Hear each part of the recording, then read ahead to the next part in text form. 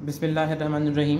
अस्सलाम वालेकुम बेटा, उम्मीद है सब खैरियत से होंगे। जी बेटा, आप लोगों को पता है हमारा जो है सेकंड टर्म का एसएसटी का आज जो है वो थर्ड लेक्चर है। ठीक है, मैंने आपको जो है वो रीडिंग दी थी और रीडिंग मैंने आपको दी थी सरफेस माइनिंग की कि आप लोगों ने खुद पढ़नी है। मैं आपको रीडिंग नहीं करवाऊंगा, मैं आपको थोड़ा सा ना इसका इंट्रो दे देता हूँ कि सब सरफेस माइनिंग होती क्या है। अच्छा बेटा, जो हम लोगों ने सरफेस माइनिंग देखी है, सरफेस माइनिंग के अंदर हम लोगों ने ये देखा कि मोस्टली जो हम लोग माइनिंग करते हैं ना वो अप लेवल तक करते हैं, यानी कि ज्यादा डीप में नहीं होती। बट सब सरफेस माइनिंग ऐसी माइनिंग होती है जिसके अंदर क्या होता है, अगर मिनरल्स हमारे पास डेप्थ में है जैसे 1000 फीट से लेकर 2000 फीट तक है, तो हम लोग वो जो माइनिंग करते हैं उसको सब सरफेस माइनिंग बोलते हैं। ठीक है, इसकी टाइप्स हैं, जैसे for example long wall mining है। लॉन्ग वॉल माइनिंग के अंदर क्या करते हैं आप लोग, डेप्थ में जाके जो है वो लाइक बड़ी बड़ी माइनिंग करते हो, बट जो मिनरल्स होते हैं ना उनका ब्लॉक्स में कटिंग करते हो और फिर उनको आप निकालते हो। ठीक है, इसके अलावा जो है बेटा, अगर आप नेक्स्ट देख सको, नेक्स्ट हमारा जो है वो है कंटिन्यूस माइनिंग। कंटिन्यूस माइनिंग के अंदर हम लोग क्या करते हैं बेटा, ड्रिलिंग करते रहते हैं जब तक कि हम लोग माइनिंग मिनरल्स तक पहुंच नहीं जाते,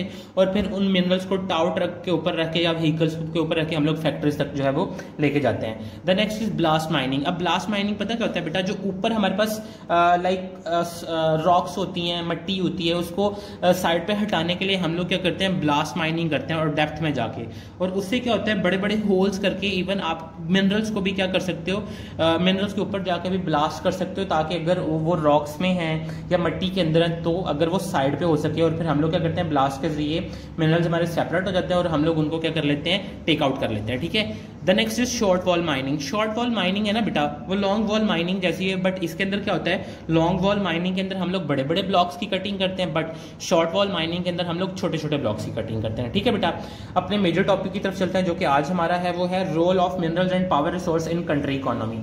बेटा अगर देखा जाए तो बेसिकली मिनरल्स और पावर जो है ना वो बैकबोन होते हैं किसी भी कंट्री के इकोनॉमी की। अभी देखते हैं मिनरल्स का, तो आपको पता है कि क्या होता है। मिनरल्स के अंदर हमारा कोल होता है, गैस होती है, सॉल्ट होता है, गोल्ड होता है, लाइमस्टोन होता है, यानी कि जो भी हम लोगों ने माइनिंग के जरिए निकालने सीखे हैं हम लोगों ने। ठीक है, पावर सोर्सेज की बात करते हैं। पावर सोर्सेज ना बेटा दो तरह के होते हैं, एक होता है कन्वेंशनल, एक होता है अनकन्वेंशनल।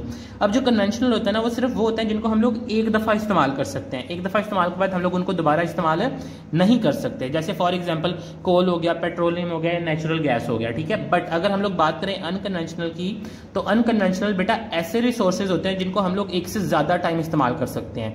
जैसे फॉर एग्जाम्पल सोलर पावर हो गई, विंड पावर हो गई, टाइडल पावर हो गई, जियोथर्मल हो गई, या बायोगैस, यानी कि ये खत्म नहीं होते, ये अल्लाह ताला ने अनलिमिटेड नेचुरली जो है वो रखा हुआ है। हाँ, आप ये कह सकते हो कि लाइक कन्वेंशनल भी नेचुरल होते हैं, बट ये लिमिटेड होते हैं, और ये अनलिमिटेड हो जाते हैं जो रन आउट या खत्म नहीं होते।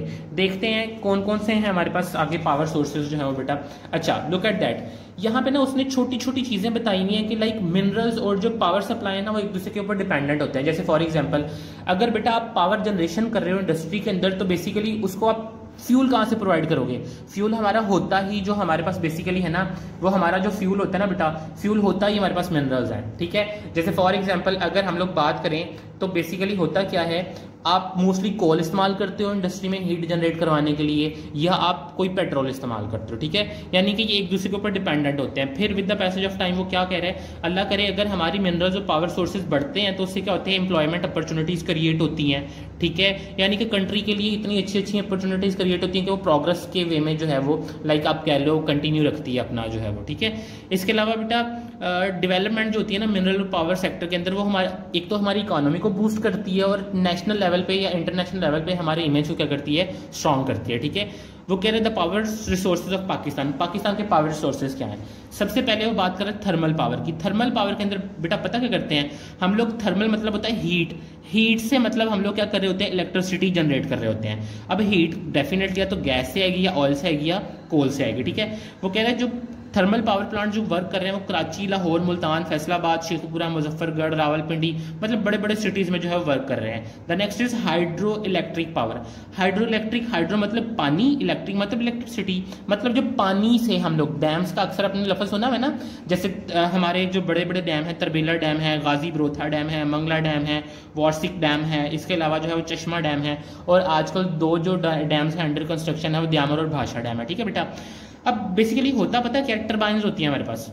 ठीक है, टर्बाइंस क्या करती हैं, वो काइनेटिक एनर्जी मतलब स्पीड से टर्बाइंस को घुमाते हैं, हम लोग उनके ऊपर पानी डालते हैं, पानी डाल के वो टर्बाइंस को घुमाते हैं। जैसे टर्बाइंस घूमती हैं वो आगे जनरेटर से कनेक्ट होते हैं, और जनरेटर की मैकेनिकल एनर्जी से क्या कंटिन्यूस क्रिएट हो रही होती है, इलेक्ट्रिकल एनर्जी कन्वर्ट हो रही होती है। ठीक है, अल्लाह खैर कि जब हमारी क्लासेस स्टार्ट होंगी ना, मैं इसकी जो है इसकी ना आपको एक एप्लीकेशन दिखा दूंगा इंशाल्लाह, कैसे जो है वो डैम वर्क करते हैं। ठीक है, the next is nuclear power.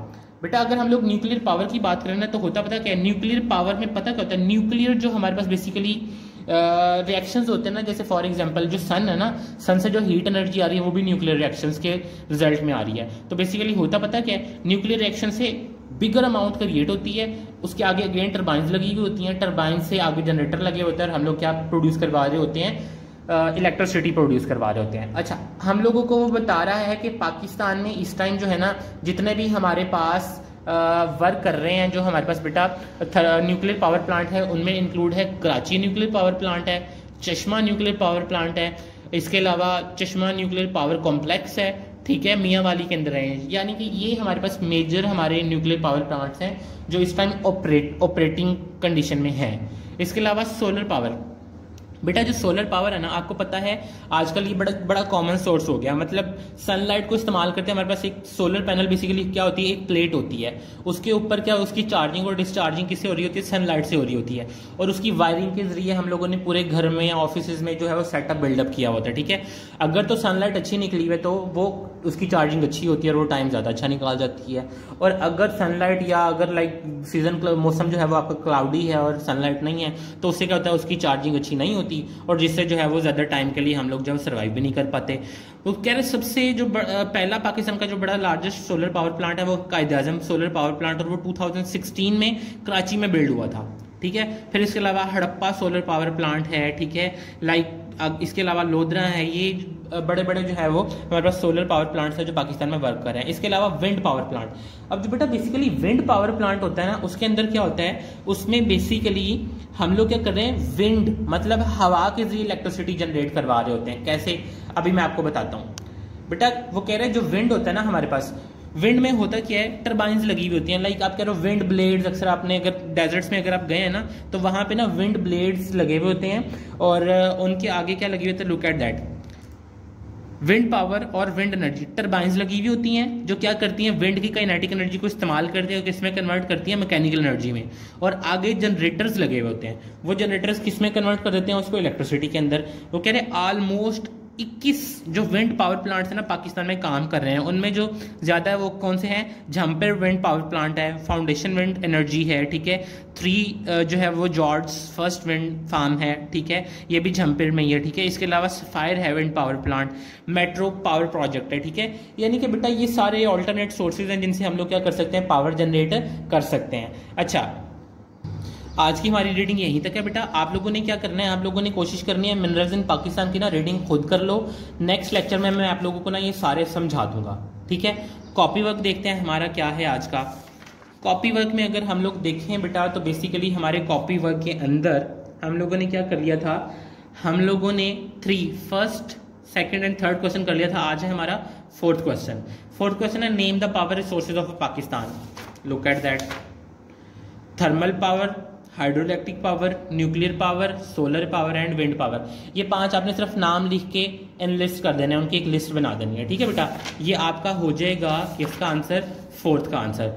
But what about the fifth, tell about the nuclear power plants of Pakistan. So look at that, आप लोगों ने क्या करना है, यहां से लेके यहां तक जो है, ठीक है, दोबारा रिपीट कर रहा हूँ, थोड़ा सा व्यू डिस्टर्ब हुआ था। यहां से लेके यहां तक आपका जो है वो है बेटा फिफ्थ का आंसर, ठीक है। अच्छा, नेक्स्ट जो है ना, जो आपके लॉन्ग क्वेश्चंस हैं बेटा, लॉन्ग क्वेश्चन जो है ना वो अभी छोड़ दो, मैं आपको नेक्स्ट लेक्चर में खुद ही करवाऊंगा। आप लोगों ने क्या करना है, आप लोगों ने ये चूज द करेक्ट ऑप्शन खुद करना है। इसके अलावा ट्रू एंड फॉल्स जो है वो खुद करने हैं, ठीक है। ये आप लोगों ने जो है वो अपनी बुक के ऊपर करने हैं, ठीक है। मैं ये नहीं करवाऊंगा, मैं आपको अल्लाह करे कि लॉन्ग क्वेश्चन करवाऊंगा इंशाल्लाह नेक्स्ट लेक्चर में, ठीक है। आज के लिए इतना ही काफी है बेटा, नेक्स्ट लेक्चर में मिलेंगे, तब तक अल्लाह हाफिज, थैंक यू सो मच।